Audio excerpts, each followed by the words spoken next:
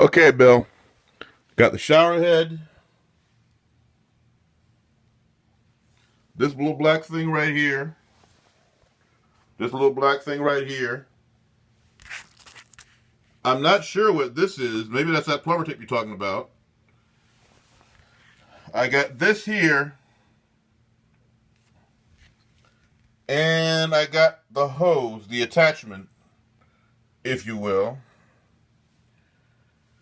And that's everything that came with it. Now, I was under the impression that what you had to do was screw this off.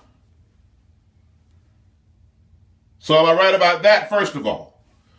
Because it may be that the pliers I have are stripped and I have to get new pliers. Because the idea is that this is supposed to come off. Shower head's no good, you see. So I took it off already.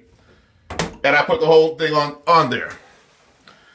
Anyway, please advise and thank you.